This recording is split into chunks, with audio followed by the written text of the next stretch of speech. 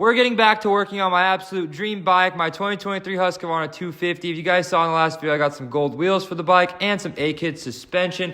So we're going to continue cleaning up the bike. First thing we're going to tackle today is the swing arm. I'm pretty much just planning on Scotch-Brighting and cleaning this thing real well, just so it looks fresh when we put the whole bike back together. We're just going to use some of our Mow Tool spray, get it all coated down, grab our Scotch-Brite and our little brush, and pretty much just get to scrubbing. Your boy got arm pump here. It's been a while since I've trained, so, we're a little out of shape, but we still got in there good with our fingers. That sounded sexual. Wasn't meant to be like that, guys. But anyways, we got it sprayed off again, and now we're pretty much just going to get our spray washer ready to go. This thing actually just broke after this video, so that's kind of devastating, but we got the swing arm cleaned off all good with this pressure washer, and it pretty much looks brand new. Now, the next thing I wanted to tackle is actually getting these radiators polished. I was going to do it by hand, but my dad brought this little machine up here, so we're just going to use that thing because why the fuck not? Got to open up our old polish, get some on there with the thingy. Next thing you know, we're plugging it in the compressor. We're about to get this bitch shining up. I'm not a pro polisher, guys. Don't judge me, but we did the best we can. I haven't really polished much thing in the past, so it's kind of a good little step for me to learn how to do that. And I'll probably,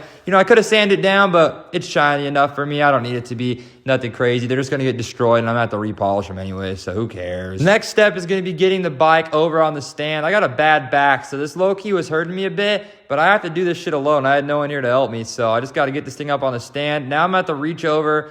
Luckily, I got that 8 mil already on there, and we're just going to grab the fork and shove that puppy up in there. No lube. Why not? But yeah, that was solid.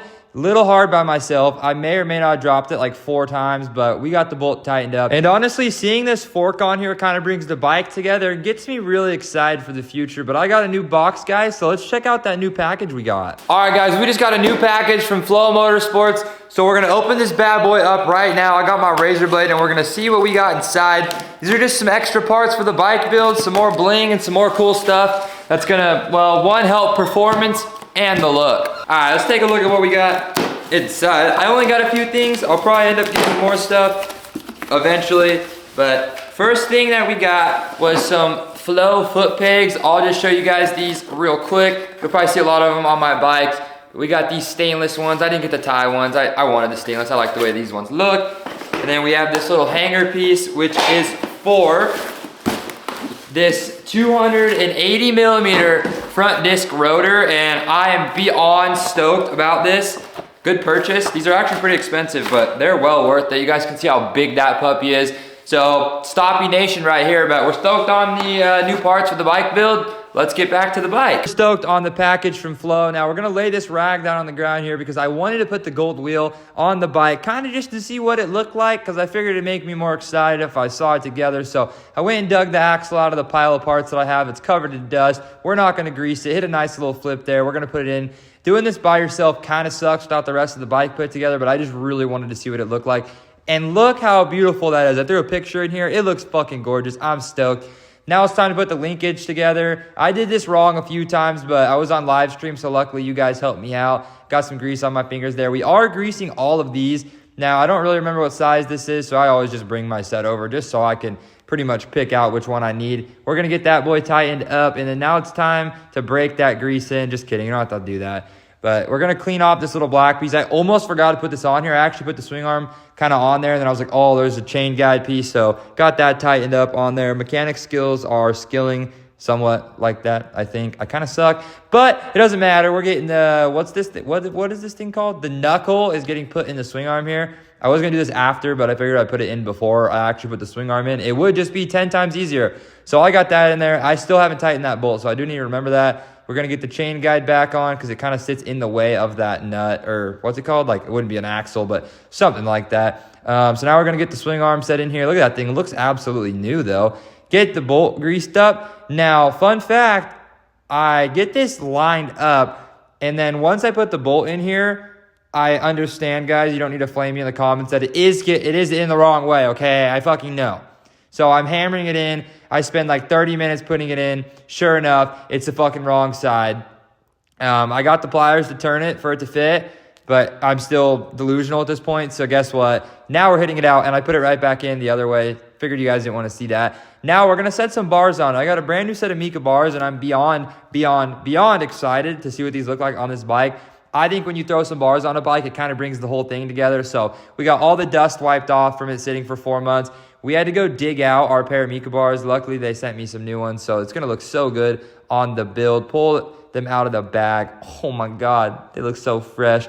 So we pulled the bar pad off, and now we're ready to set those puppies on there. I'm super happy we got the bar mounts coated black. I'm not going to get clamps for this thing. I don't want to waste the money right now, and I think it looks absolutely amazing with the little bar clamp, whatever you'd call it, black, and it matches perfectly. Cypher Coating absolutely killed it on the coating on the frame, and that I want to get more stuff done by them in the future. Just as of right now, it's just something I can't do financially. But yeah, we made tons of progress on the bike. I'm gonna grab some Torx because like the mounts are actually loose, and I forgot I forgot to tighten them. So we just double checked that, and we had like the last thing to do was put this on the, what's it called? Is it called a coil? Something like that. But we got that and the spark plug thing all tightened up, and we got our grounds sanded down. So while we've been away building this bike, I've made a lot of progress on it. So we got the wiring harness on. The whole rear end's pretty much put together. The bike's wired up, it works. I actually did it right.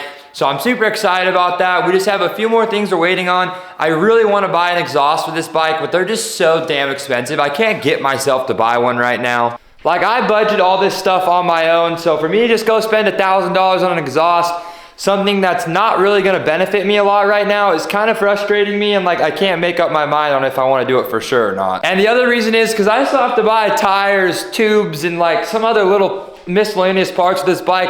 It's all gonna add up. I'm already 13 grand in total into this bike.